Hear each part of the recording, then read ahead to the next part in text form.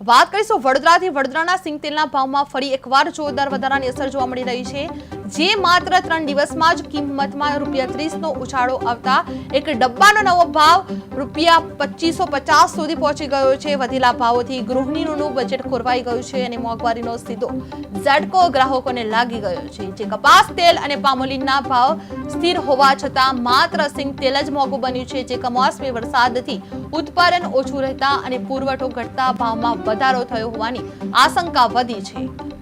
સિંગતેલનો ડબ્બો લાવ્યો તો ડબ્બાએ ₹30 ભાવ વધી ગયો છે, તો હજુ સિંગતેલનો ભાવ હજુ વધશે એવું કહે છે વેપારીઓ। તો અમારે જે મધ્યમ વર્ગના જે 10,000 મહિને પગાર આવતો હોય એ લોકો સિંગતેલ કઈ રીતના લાવીને ખાય?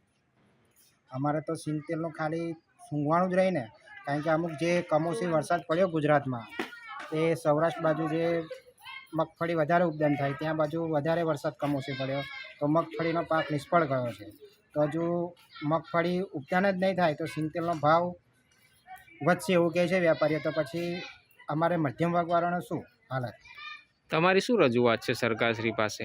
સરકારને એટલું જ કહેવાનું કે અમારે મગફળીનો તેલનો ભાવ અત્યારે ના વધારે અને જે છે રાખે, જે નુકસાન થયું એનું વળતર આપે। કોને વળતર આપે?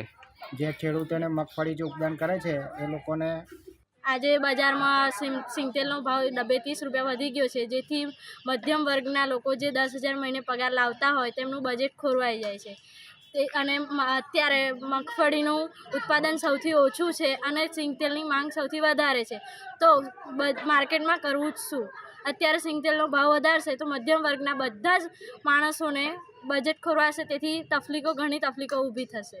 તેથી સરકારને અપીલ છે કે મગફળી ઉત્પાદન